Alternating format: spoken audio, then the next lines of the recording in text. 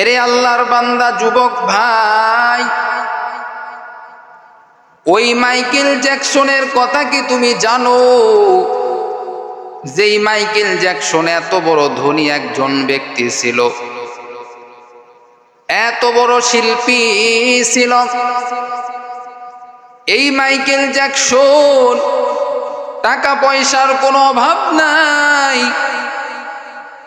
একটা করে গান বলতো, ইংলিশ গান বলতো, লক্ষ লক্ষ বিলিয়ন বিলিয়ন টাকা ডলার তার কাছে দেওয়া হইতো, তাকে দেওয়া হইতো। এত ধনী মাইকেল জ্যাকসন রে বাবা, বাড়ি গাড়ি তার সব কিছু রয়েছে, দামি দামি সব কিছু, টাকা পয়সার কোনো অভাব নাই। এই মাইকেল জ্যাকসন এত বড় ধনী, এত বড় টাকাওয়ালা। এবার এই মাইকেল জ্যাকসন মনে মনে সিদ্ধান্ত নিয়ে নিল, 150 বছর ধরে এই জমিনের মধ্যে জীবিত থাকবে, অর্থাৎ 150 বছরে সে মরতে চায় না। 150 বছর সেই জমিনের মধ্যে থাকবে, যে করেই হোক না কেন 150 বছর এই জমিনের মধ্যে সে জীবিত থাকবে। এজন্য সে তার পিছনে 20টা ডক্টর ঠিক করে নিল। যখন এই মাইকেল জ্যাকসন কোনো কিছু খাইতে যায়, ওই খাবারটা পরীক্ষা করার পর এরপরে মাইকেল জ্যাকসনের কাছে এই খাবারটা দেওয়া হয়। এরকম ভাবে যখন ঘুমায়, ঘুমানোর আগে পুরা শরীরটা তার চেক আপ করা হয়। এরকম ভাবে প্রত্যেকটা কাজের ক্ষেত্রে মাইকেল জ্যাকসনকে পরীক্ষা করা হয়, যেন 150 বছর ধরে এই জমিনের মধ্যে জীবিত থাকে, জমিনের মধ্যে জীবিত থাকে। কিন্তু আল্লাহ পাক রব্বুল আলামিন যখন যাকে ধরবে, যখন যার কাছে আজরাইলকে পাঠায়া দিবে, যতই তুমি শরীরের চেক আপ করো না কেন, যতই খাবারের চেক আপ করো না কেন, আল্লাহর ধরা বড় কঠিন। আল্লাহর ধরা থেকে কেউ বাঁচতে পারবে না। এই মাইকেল জ্যাকসন এবার যখন এতগুলি বডিগার্ড এবং তার কাছে সর্বদা এতগুলি ডক্টর থাকে, তাকে চেক আপ করতেছে, তার শরীরটা সর্বদা চেক আপ করতেছে। এরে নবীর আশিক উম্মতের দল, যখন তার 50 বছর বয়স হয়ে গেল, ওই সময় মাইকেল জ্যাকসন শুয়ে আছে।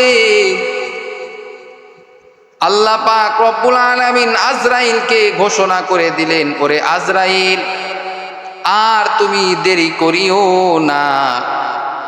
যেই মাইকেল জ্যাকসন বলেছে 150 বছর জীবিত থাকবে, 50 বছর পূর্ণ হয়ে গেল, আমি আল্লাহ তাকে 150 বছর আর জীবিত রাখবো না। আমি আল্লাহকে তাকে চিনায়া দিব, আমি আল্লাহ কি করতে পারি তাকে দেখায়া দিব। এবার আজরাইল আলাইহিস সালাম মাইকেল জ্যাকসনের কাছে চলে আসলো। আসার পর তার জানটা কবজ করে নিল।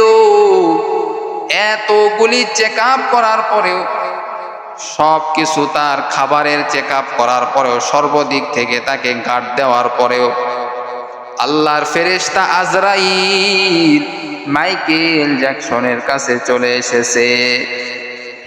যুবক, একটু চিন্তা করো, তুমি তো আর মাইকেল জ্যাকসনের মতো খাবারটা পরীক্ষা করিয়া তুমি খাও না, তুমি তো সেই মাইকেল জ্যাকসনের মতো তুমি তোমার রোগ, তোমার শরীরের সব কিছু পরীক্ষা করে তো তুমি আর থাকো না। তাহলে তোমার কাছে আজরাইল আসতে, যখন আজরাইল আলাইহিস সালাম আসবে, তোমার মৃত্যুর ডাক চলে আসবে, 1 সেকেন্ডও সময় কিন্তু তোমাকে দিবে না, সঙ্গে সঙ্গে আজরাইল আলাইহিস সালাম তোমার জানটা কবজ করে ফেলবে। তুমি কিন্তু কোনো সময় পাইবা না। দুনিয়াতে তোমাকে আল্লাহ পাক রব্বুল আলামিন যতটুকু হায়াত দান করেছে, যতটুকু হায়াত দান করেছে, যতটুকু রিজিক তুমি পাইবা, এই রিজিক আল্লাহ তাআলা তোমাকে দিবে। যখন হায়াত শেষ হয়ে যাবে, এক সেকেন্ডও এই জমিনের মধ্যে তুমি থাকতে পারবা না।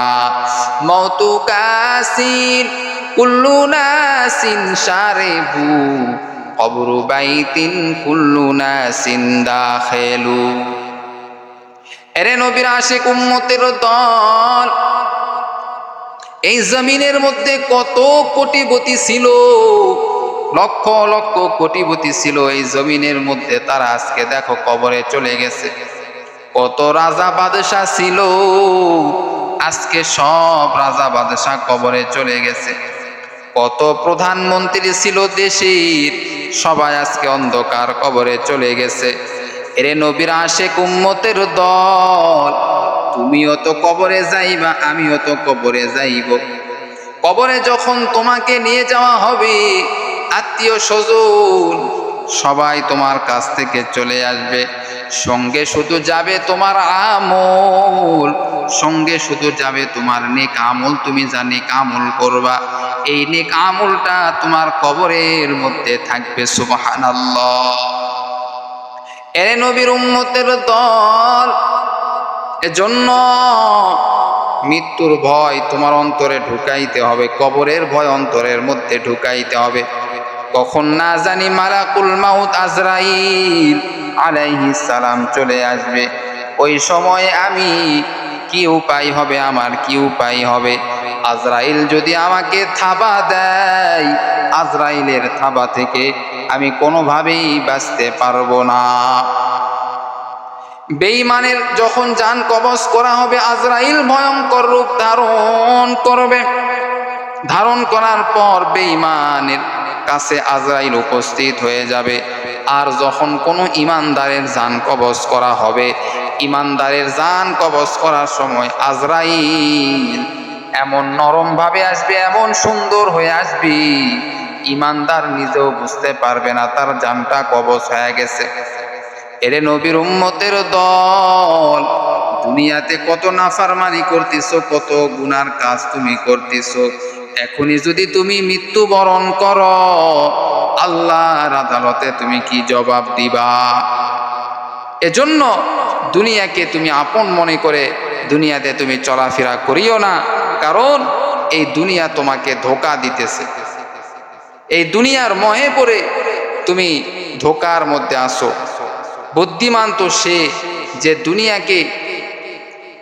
দুনিয়াকে আপন মনে করে না, বরং আপন মনে করে হলো আখিরাত। সুবহানাল্লাহ। বরং আপন মনে করে হলো কবর, পরকাল। জীবনকে যারা আপন মনে করে তারাই হলো সব থেকে বড় বুদ্ধিমান। সুবহানাল্লাহ। এ দুনিয়া সারিয়া কোথায় যাবি ভাগিয়া, এ দুনিয়া সারিয়া কোথায় যাবি ভাগিয়া, মরণ তোমায় লইবে ঘিরি যতই করো বাহানা, মরণ তোমায় লইবে ঘিরি যতই করো বাহানা। চিন্তা করে দেখো না কবরে কি যাইবা না, চিন্তা করে দেখো না কবরে কি যাইবা না।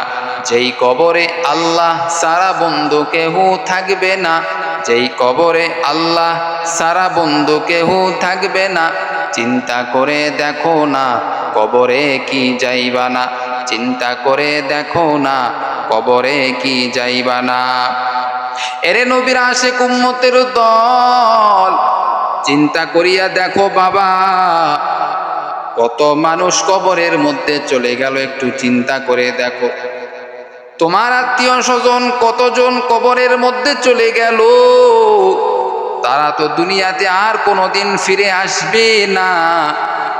যারা দুনিয়া থেকে বিদায় নিয়েছে, অন্ধকার কবরে চলে গেছে, তারা আর কোনোদিন ফিরে আসবে না দুনিয়ায়। তুমিও যখন কবরে চলে যাবে, আর তুমি দুনিয়াতে ফিরে আসতে পারবা না। যতই তুমি আল্লাহকে বলো, আল্লাহ আবার আমাকে দুনিয়াতে পাঠায়া দেন, আল্লাহ বলবে না বান্দা, না না, আর তোমাকে পাঠানো হবে না। যতটুকু তোমার দুনিয়াতে সময় ছিল এই সময় আমি আল্লাহ তোমাকে দিয়েছি, কিন্তু না বান্দা, এখন তোমার কবরের জীবন, এখন তোমার কবরের জীবন, দুনিয়ার জীবন তোমার শেষ হয়ে গেছে, আর তোমাকে দুনিয়াতে পাঠানো হবে না। এই জমিনের মধ্যে বাদশাহ ছিল জুলকারনাইন, বড় একজন বাদশাহ জুলকারনাইন মৃত্যুর আগে সবাইকে বলে গেলেন, এরে আমার সাথী সঙ্গীরা তোমরা ভালো করে শোনো, আমি তো বাদশাহ জুলকারনাইন, আমি তো অন্ধকার কবরে একদিন চলে যাব, কিন্তু তোমাদের কাছে আমি ওসিয়ত করে গেলাম, আমি বাদশাহ জুলকারনাইন যখন মারা যাব, আমি বাদশাহ জুলকারনাইন যখন মারা যাব, আমাকে গোসল করানোর পরে, কাপড় পরানোর পরে যখন খাটলিয়ার উপর রাখা হবে, আমাকে গোসল করানোর পর, কাপড় পরানোর পর যখন আমাকে খাটলিয়ার উপরে রাখা হবে, তোমরা খাটলিয়ার উপরে আমাকে রাখবা এবং দুইটা হাত তোমরা বিছা দিবা খাটলিয়া থেকে। এবার বাদশাহ জুলকারনাইন এই কথা বলার পর এবং বললেন, আমার দুইটা হাত যখন বিছা দিবা, বিছা দেওয়ার পরে গোটা বাজার আমাকে নিয়ে তোমরা ঘুরবা, ঘোরার পরে এরপরে আমাকে অন্ধকার কবরে তোমরা রাখবা। বাদশাহ জুলকারনাইনকে বলা হলো, ও বাদশাহ জুলকারনাইন, এই কাজটা কেন করব বলেন? বাদশাহ জুলকারনাইন এইবার জবাব দেয়, আমি এই জমিনের মধ্যে বাদশাহ, এত বড় বাদশাহ, কত কত টাকা পয়সা আমার কাছে ছিল, কত স্বর্ণ গহনা ছিল, কিন্তু আমি বাদশাহ জুলকারনাইন, আমি যে অন্ধকার কবরে যাইতেছি, খালি হাতে অন্ধকার কবরে যাইতেছি, আমি সমস্ত মানুষদেরকে আমি দেখাইতে চাই, দেখো আমি বাদশাহ জুলকারনাইন কবরে যাওয়ার আগে আমি বাদশাহ জুলকারনাইন কিছু নিয়ে যাইতে পারলাম না, আমি বাদশাহ জুলকারনাইন কিছু নিয়ে যাইতে পারলাম না, একা একা কবরে আমাকে যাইতে হইতেছে। এরে দুনিয়ার মানুষ, যতই তুমি টাকাওয়ালা হও না কেন, যতই তুমি সম্পদের মালিক হও না কেন, যতই তুমি পাওয়ারওয়ালা ক্ষমতার মালিক হও না কেন, একদিন তোমাকে একা একা খালি হাতে কবরে যাইতে হবে, খালি হাতে কবরে তোমাকে আমাকে যাইতে হবে, কিছুই তুমি আমি নিয়ে যেতে পারবো না, শুধুই নেক আমল যেটা করব, এই নেক আমলটাই তুমি আমি নিয়ে যেতে পারবো, এছাড়া কবরে তুমি আমি কিছুই নিয়ে যেতে পারবো না। অথচ কত মানুষ আছে লক্ষ লক্ষ কোটি টাকা হওয়ার কারণে অন্তরের মধ্যে অহংকার, গরিবের সঙ্গে ভালোভাবে কথা বলে না, গরিবরা যদি সালাম দেয় সালামের উত্তরও দেয় না, টাকার বড় গরম। ও টাকাওয়ালা ভাই, ও টাকাওয়ালা ভাই, এই টাকা তো তোমার থেকে কোনো লাভ নাই, কত টাকাওয়ালা আছে লক্ষ লক্ষ কোটি কোটি টাকার মালিক, কিন্তু খাবারের ভাগ্যে হয় না। ডক্টর সাহেব বলেছে আপনি কিছু খাইতে পারবেন না, তেমন আপনি, আপনার ডায়াবেটিস ধরা পড়েছে, আপনি মিষ্টি খাইতে পারবেন না, আরো অনেক কিছু খাবার নিষেধ করে দিছে, অথচ এই ব্যক্তির টাকার কোনো অভাব নাই, লক্ষ লক্ষ কোটি কোটি টাকার মালিক, কিন্তু ডক্টর নিষেধ করে দিয়েছে এইগুলি খাবার আপনার জন্য নিষেধ, এইগুলি খাবার আপনি খাবেন না। এরকম ভাবে হাজার হাজার মানুষ রয়েছে লক্ষ লক্ষ টাকার মালিক, কিন্তু ডক্টর এমন ভাবে তাকে খাবারের নিষেধ করে দিয়েছে। আবার অথচ দেখো এমন গরিব মানুষ আছে, তেমন কোটি কোটি টাকার মালিক নয়, লক্ষ লক্ষ টাকারও মালিক নয়, কোনোভাবে দিনটা চলে, সে ব্যক্তি সব কিছু খাইতেছে, তার কোনো সমস্যা নাই, বিবি বাচ্চা নিয়ে আরামে রয়েছে, কোনো টেনশন নাই, কোনো ডাকাতের টেনশন নাই, কোনো চোরের টেনশন নাই, আর যেই বান্দা লক্ষ লক্ষ কোটি কোটি টাকার মালিক হয়ে গেল, ওই বান্দার বড় টেনশন, কখন আমার বাড়িতে ডাকাত এসে হামলা করে, কখন আমার বাড়িতে চোর এসে আমার বাড়িতে চুরি করে। এইভাবে ওই বান্দা সব চিন্তা তার মাথার মধ্যে, চিন্তা বেশি হইতে হইতে এক পর্যায়ে বান্দা নামাজও ঠিক মতো পড়ে না। টাকার চিন্তা করতে করতে ওই বান্দা নামাজ পড়ে না।